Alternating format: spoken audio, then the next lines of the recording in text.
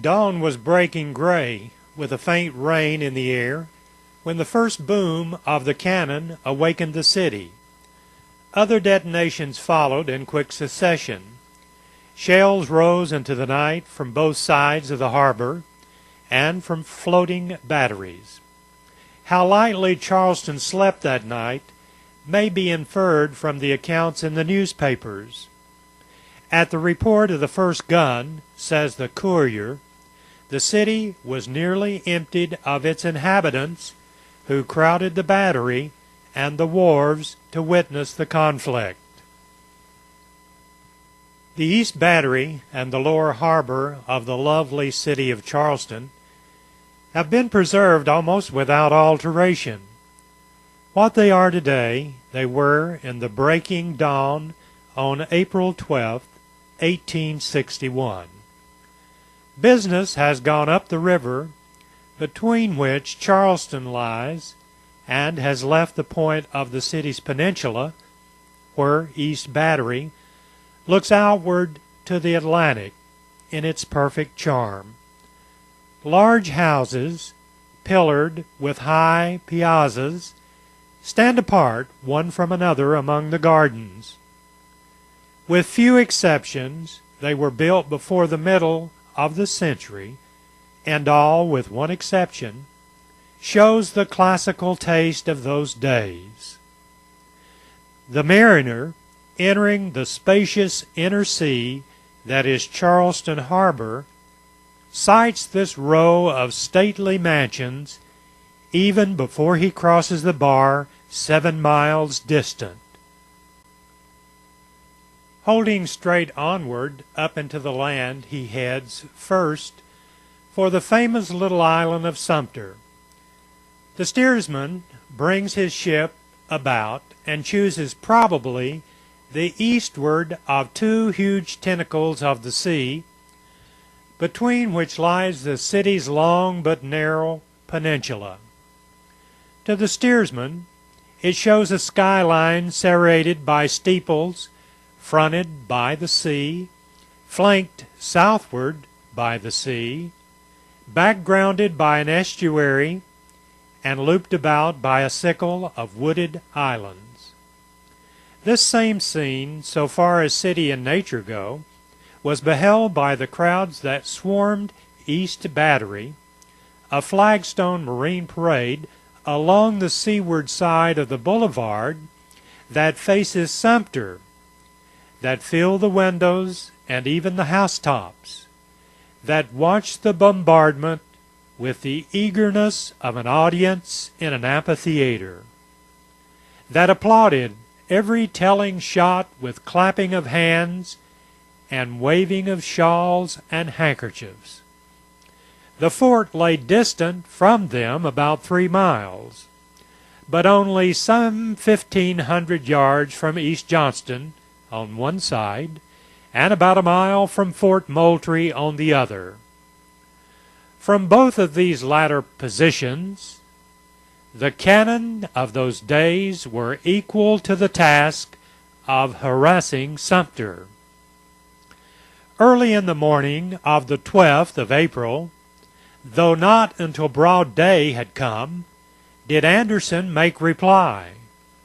All that day, at first under heavy rolling cloud, and later through curiously misty sunshine, the fire and counter-fire continued.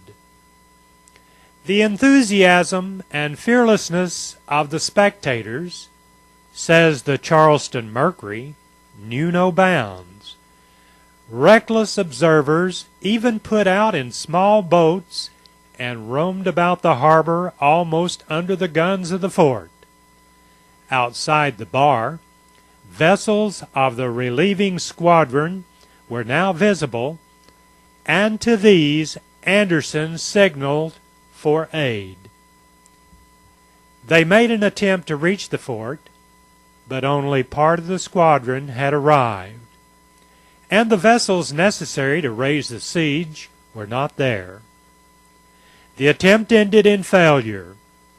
When night came, a string of rowboats, each carrying a huge torch, kept watch along the bar to guard against surprise from the sea.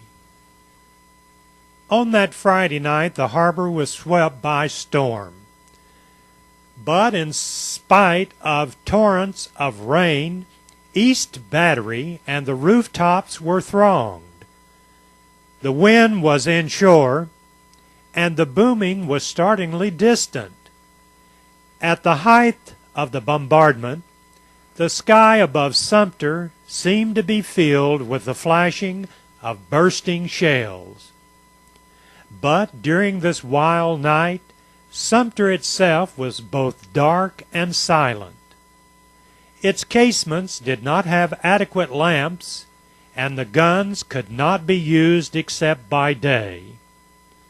When morning broke, clear and bright, after the night's storm, the duel was resumed. The walls of Sumter were now crumbling. At 8 o'clock Saturday morning, the barracks took fire.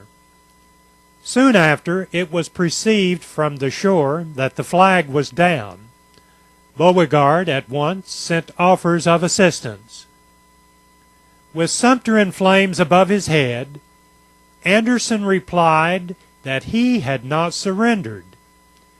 He declined assistance, and he hauled up his flag. Later in the day, the flagstaff was shot into again, and the flag fell, and again it was raised. Flames had been kindled anew by red-hot shot, and now the magazine was in danger. Quantities of powder were thrown into the sea. Still the rain and red-hot shot continued. About noon Saturday, says the Courier, flames burst out from every quarter of Sumter and poured from many of its portholes. The wind was from the west, driving the smoke across the fort where the gunners were at work. Nevertheless, as if served with a new impulse, the guns of Sumter redoubled their fire.